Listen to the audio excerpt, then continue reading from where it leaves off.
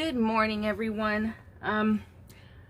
Welcome to another video. I am still working on finding my vibe with my new direction for my channel, and I probably won't do this many videos on a regular basis, but the last video I did this week was just kind of a disaster because I had hotcakes right before I got on and it did not go well. So I'm back today, and yeah, I've got a few things on my mind. So earlier this week I made a video about the movie Cuties, and I've had further thoughts since then, and I'm going to say them and then I won't talk about it anymore, I promise. Maybe. So a lot of the people, as I mentioned earlier this week, who have an issue with the movie, first of all, are people who've never seen it, and secondly, they are people who participate in the white evangelical church. And because they do that, as I mentioned earlier this week, they take their daughters, well, their sons too, but we're talking about girls right now. They take their daughters into an institution that tells them their primary worth to their future spouse is being a virgin and having zero sexual experience or even sexual desires outside of what they have with him. Now, another facet of this is the rampant sexual abuse that happens in churches. I mean, it's not even a secret, it's not even speculation, it happens. So it's very curious to me that the people who are so upset about a movie and say that they're wanting to protect the children and stuff continue to take their daughters into a place that is absolutely, without question, a hunting ground for pedophiles, and they don't do anything about that. They don't want to be challenged as to their continued support of the church, but they want to gather together against their common enemy of Netflix. That makes zero sense to me, and I have yet to see a good argument for why they do that, other than they just want to give the appearance of protecting children without actually doing it. That's the only conclusion I can come to.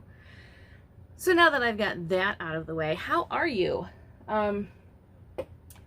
We are in the second week of school where I'm living, and I've chosen to keep my son home because I don't feel like it's safe to send him back at this point. And it's been interesting for us, but how's it going for you? That's what I want to know. This entire year has been difficult, I think, for just about everybody. And I am to the point where I'm seeing things a little differently than I did earlier in the year. I am communicating. Oh, I did it again. I forgot to put my concealer on first. I did this last time too. It's very hard for me to talk and apply makeup at the same time, apparently. It's ridiculous. Well, I'll get to it. I'll do that next. Anyway, so some of the ideas I had at the beginning of this year have changed since all of this started happening. And by this, I mean pretty much everything happening in the world right now. One conclusion I have come to is this: we are putting too much hope, and I don't care which party you're with, I don't care what your political affiliation is. A lot of people, myself included, have put too much hope in whatever happens in November being our salvation, you know, rescuing us from this dumpster fire that we've got going on. The reason, well, there are a lot of reasons I came to this conclusion, but you know, when this year started, we could not have possibly anticipated what was coming. There is just no way for people outside of the inner circle to have any way of anticipating what this year was going to bring for us. As the year has progressed, it just seems like it has gotten so much worse for just about everybody. And this is my point. We, whether we like it or not, are in this together. Now, I'm not talking about getting together and singing Kumbaya with people who are out to, you know, harm you with legislation and so forth. That's not what I'm saying. What I'm saying is this: no matter what happens in November, whatever comes next is not going to care too much what your political party is. And it's going to impact all of us. And it doesn't matter who wins. We have got a long road ahead of us before we're at a place where we're comfortable, you know, when we can rest easy about the pandemic, where we can just feel good about the direction we're taking as a country. We are a long way from that. And that is going to be the case no matter who gets elected. Now, I am not saying it doesn't matter who gets elected, because I absolutely think it does. What I am saying, though, is no matter who gets elected, I have come to the point of believing that the changes that we want to see happen, they're not going to come from a politician no matter who it is. Most of the changes a lot of us want to see happen are going to happen beginning within our local communities. And our local communities consist of people who have all different beliefs. And we're not going to agree with all of those beliefs. But if we're going to get through whatever is coming, we're going to have to learn how to coexist and how to do it in a way that helps everyone, regardless of their beliefs. That's a hard pill to swallow, I know.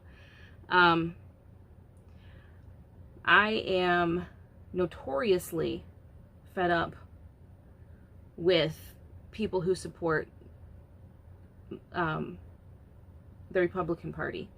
And I was going to choose my words carefully, but I figure I'm not going to do that, because most of the people who are watching these videos are people who know me from other platforms and have seen how I talk about Donald Trump and the GOP.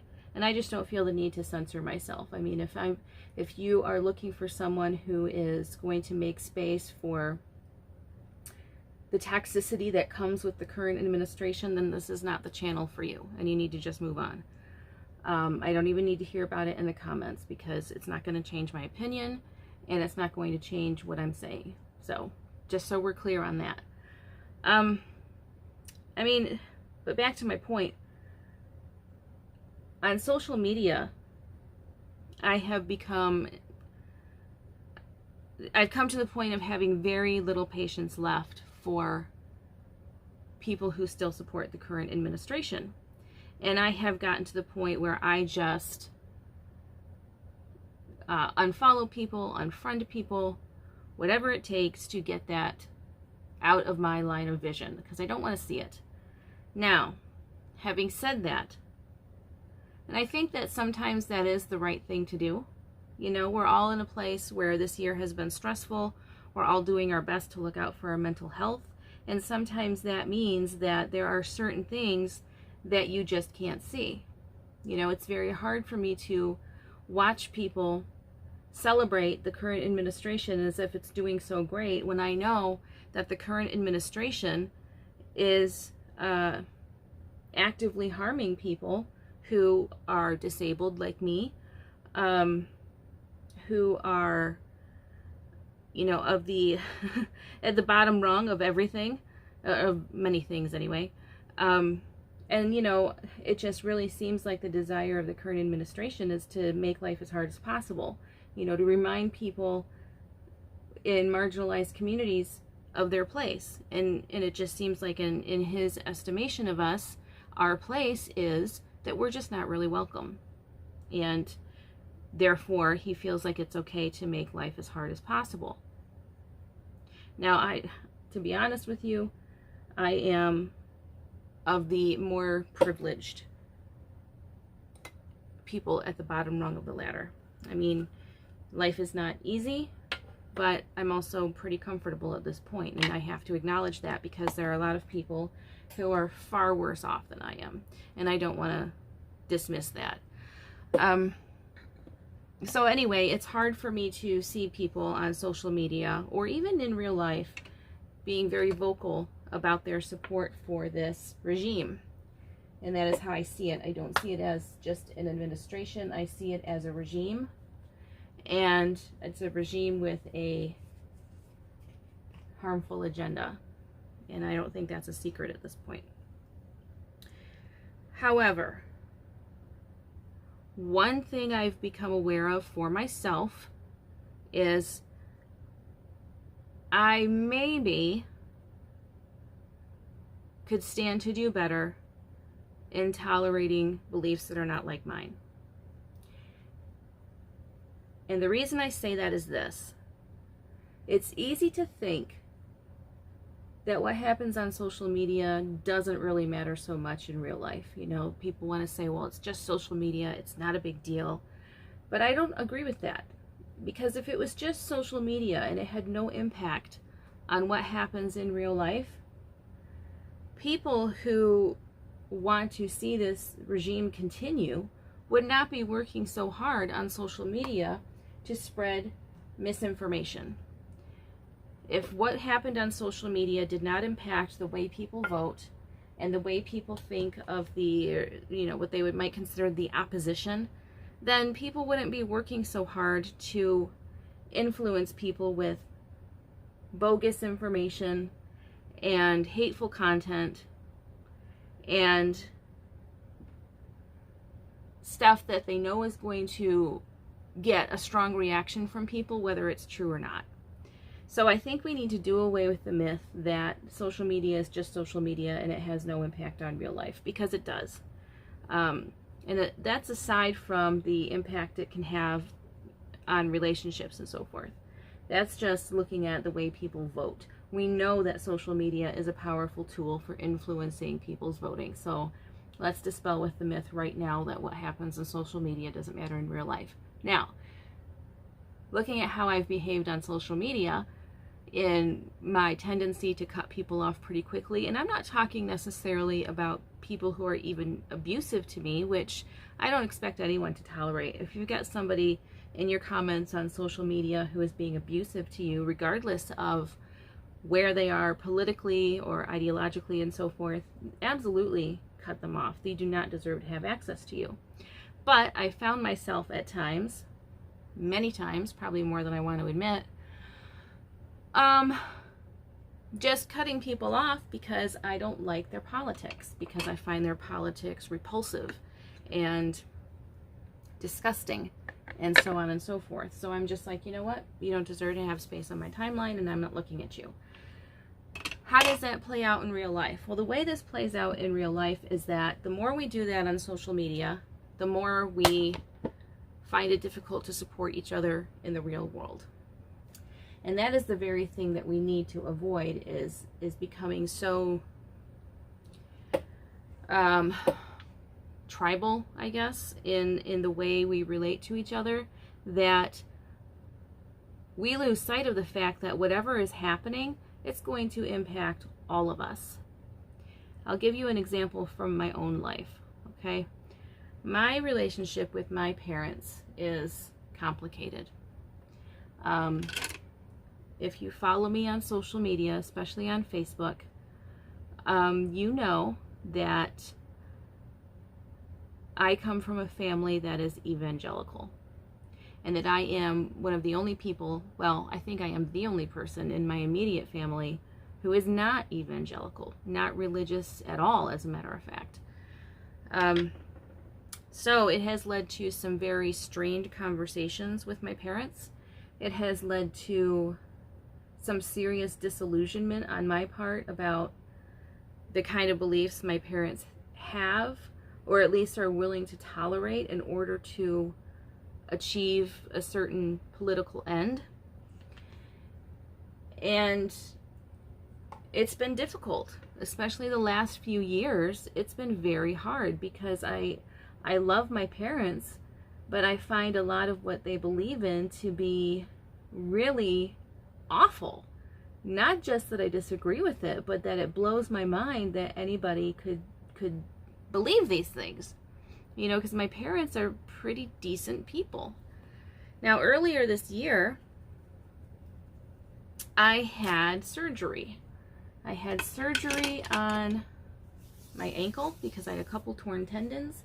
And part of my recovery was that I could not put any weight on my ankle for 6 weeks. That meant I couldn't do my own grocery shopping because, I mean, trying to maneuver on a knee scooter and do grocery shopping at the same time was just really not going to happen. Driving was difficult because, you know, it was just hard for me to maneuver it. So my parents and my sister helped me out tremendously. My dad would do some of my grocery shop. Well, he would do all of my grocery shopping with me at first until I could do some of it for myself. You know, my mom would take me to appointments. I also had friends step in who took me to appointments, and they had beliefs that are different than mine. You know, if there was a family dinner going on, my mom would make sure that I got a plate of food, even though I couldn't go get it myself. You know, so they just took care of me. And it didn't matter to them that we held different beliefs.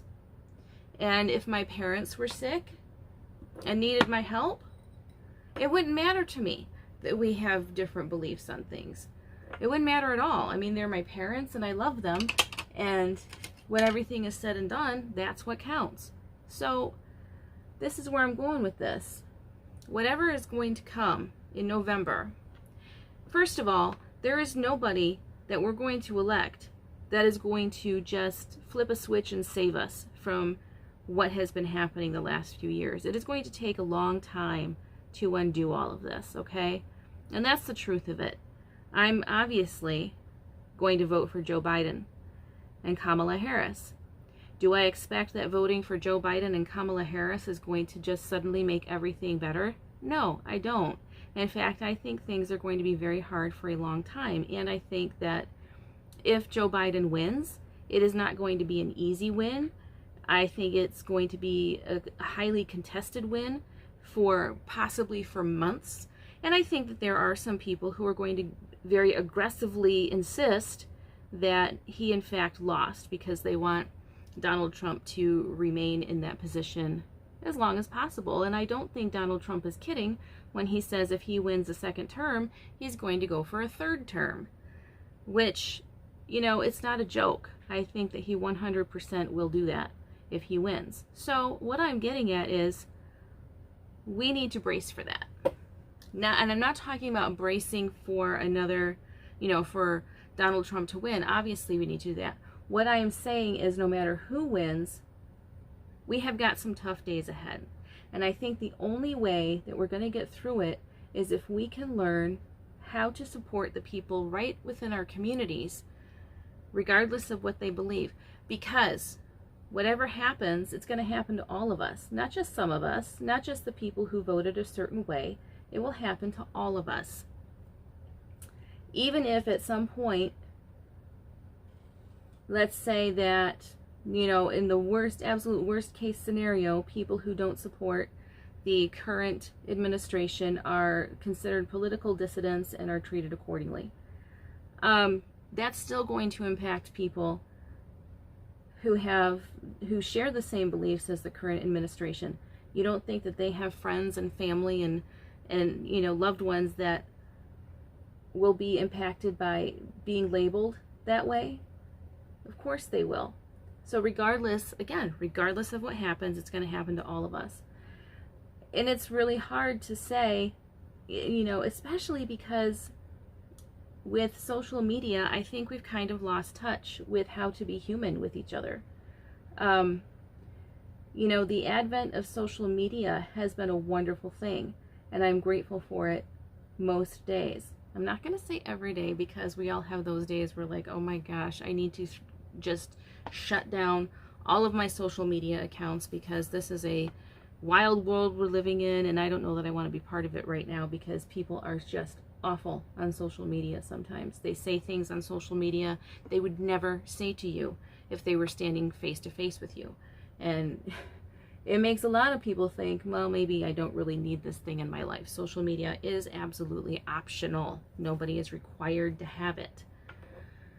But more days than not, I'm very glad for it. because I've met some wonderful people through social media, and I'm glad it exists. However, I also think that during this pandemic, one thing that we have all become painfully aware of is how much we miss human connection. And I don't think we would have been quite as aware of that had this pandemic not happened. I'm going to pause for a second because I'm deciding what to do, and I don't know. I did not have a plan when I started this. Okay. Yeah, do that. So, we have forgotten how to be human with each other, because as a society, maybe not as individuals, but as a society, we are deeply invested in having this social media presence. And let's be honest about it, on social media, what gains traction is over-the-top behavior, whether that's being really, really cool, whether that's being a really awful person and trolling everybody, you know, whatever the case may be, over-the-top behavior is what gains traction on social media. And that's the unfortunate reality of it. And, you know, further, the longer we're immersed in that it's like a whole different world on social media. It's like a whole different reality. And I think the longer we're immersed in that, the more disconnected we become to the real world going on around us, and the less we understand how to treat each other like human beings. You know, we see each other as the opposition. You know, we forget that a lot of the people that we disagree with are in fact human, and they have fears, and they have families, and they do a lot of the same things that we do.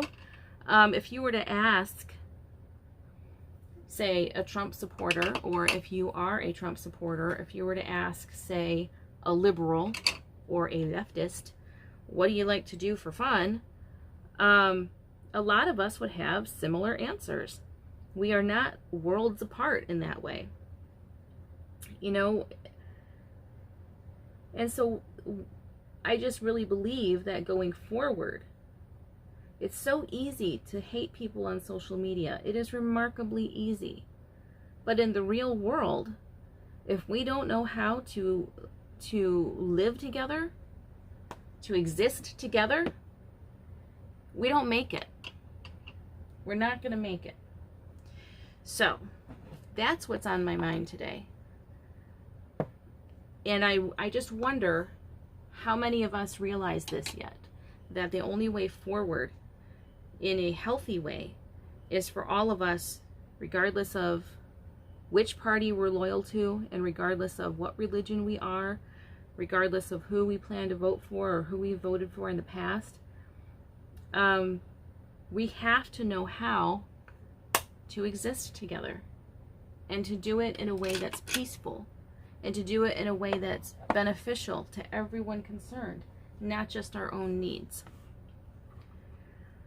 And I still haven't decided what I'm going to do with my eyes. We'll just wing it and see what happens.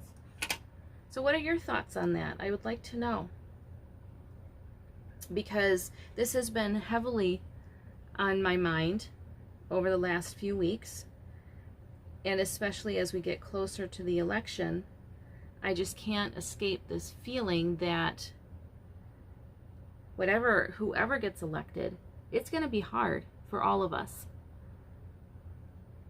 And the things that we're experiencing right now and the things that are coming don't care too much who we are loyal to, because they are going to be events that, well, already, I mean, we're in the middle of this pandemic.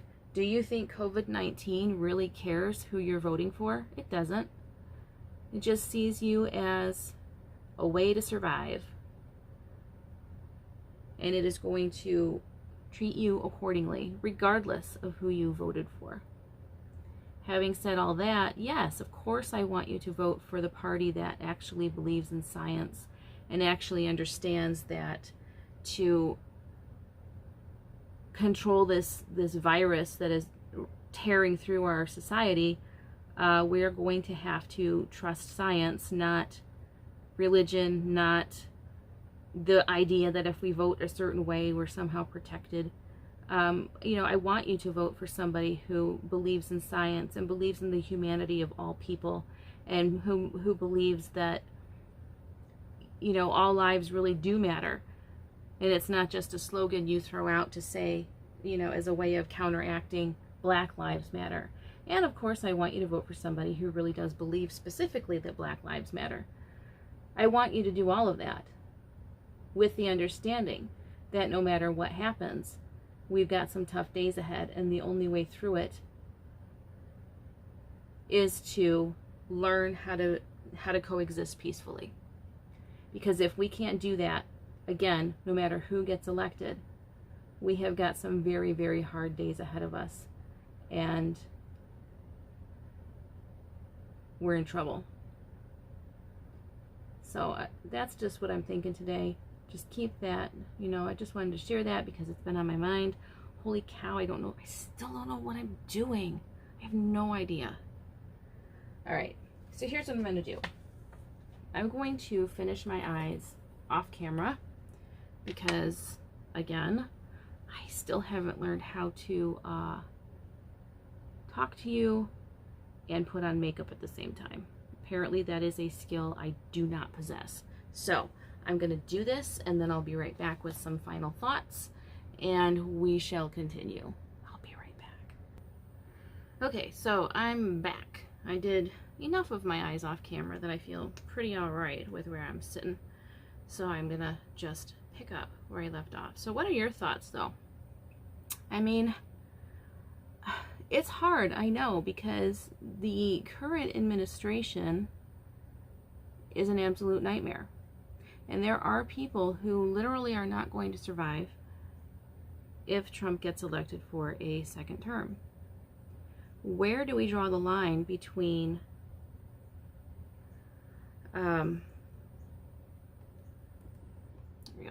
between allowing for the difference in beliefs and saying that some beliefs are just too horrible to tolerate and we have to cut ties with that person?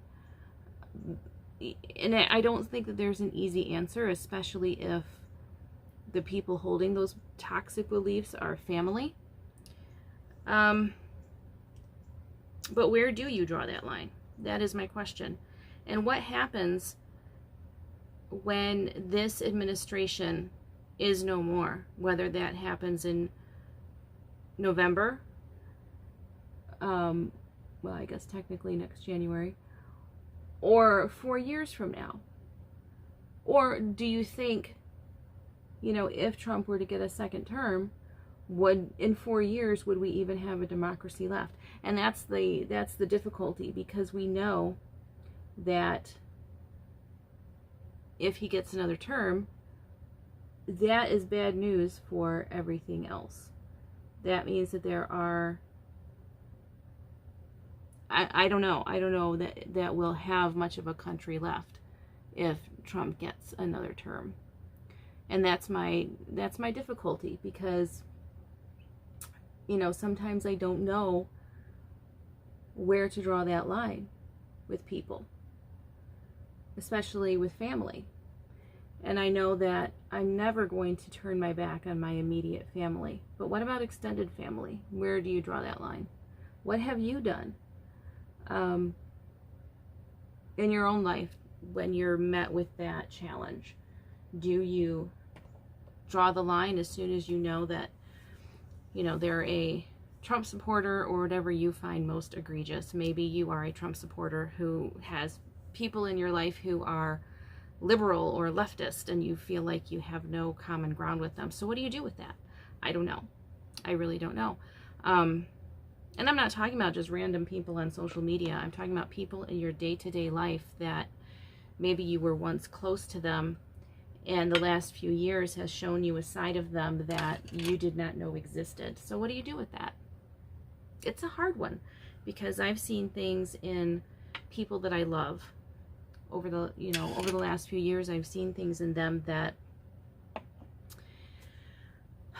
have really challenged my ability to make space for beliefs that I don't agree with, because these beliefs that they hold are actively harming other people. And maybe that's where the line is. It's one thing to hold a belief that I don't share, but it's, it's not really harming anyone, so it doesn't matter if you believe differently than me. It's another thing to hold a belief that harms people, and I mean, you expect people to, and then if they're called out on it, they will say, well, so much for tolerance. I don't think that's a fair assessment, though. It's one thing to tolerate a different belief, and it's another thing to tolerate an ideology that is actively harming people. So maybe that's the line. If somebody holds a belief that is harmful, and I mean like measurably harmful. I come from a background that is somewhat fundamentalist, and I've met a lot of people who have also come from the same background, and I do want to speak on swapping out one form of fundamentalism for another, because I see a lot of that happening in the, quote, evangelical circles. It happens a lot, actually, and I'm sure that happens in almost any group of survivors. You trade one form of rigid thinking for another. But in the circles I travel, for example, it is considered acceptable by some people to make fun of anybody who holds any sort of religious belief whatsoever.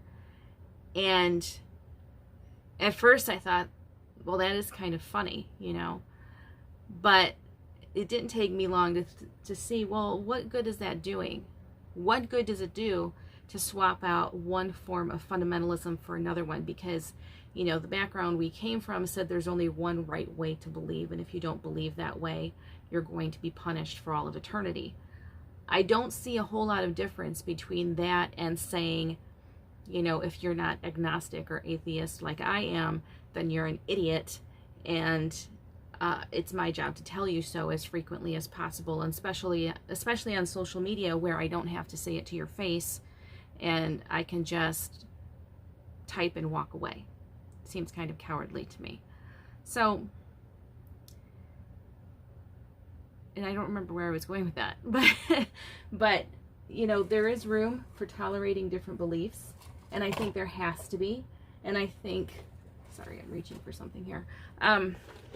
I think that, holding the belief that if somebody has a religious ideology, that they are somehow, unintelligent and deserve to be mocked, I don't see that as being especially helpful. So that's where I am, and I'm just curious, what do you think? Where do you draw that line? I start recording because when I don't know what I'm doing, it takes forever to get it done. But I want to know your thoughts. Where do you draw that line in your life with people who have different beliefs from you? And what are your thoughts about what's going to happen after November, regardless of who's elected? Because I really believe we're in for some difficult times no matter what. And I also think that we collectively need to stop looking to politicians to save us. We need to vote intelligently and be informed voters and vote for the good of all, vote for what is going to benefit all of us.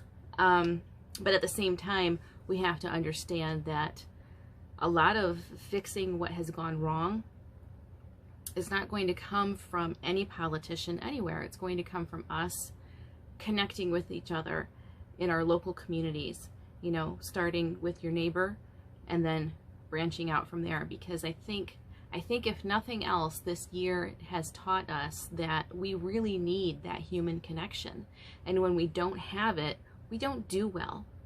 And there is nobody we're ever going to elect from any party anywhere that is going to fix everything for us. A lot of that is going to fall on our shoulders, and we're going to have to learn how to support each other even when we disagree. Even when we have to, you know, swallow that bitter pill of encountering someone who vehemently disagrees with us, but is in a position of need, and we have the ability to help them. It's a challenge. I know it is.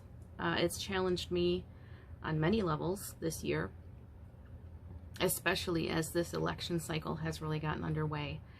And I've noticed some things about myself that I was not happy with, insofar as how I treat other people, and I want to do better. I want to be better. So what are your thoughts? I really want to know.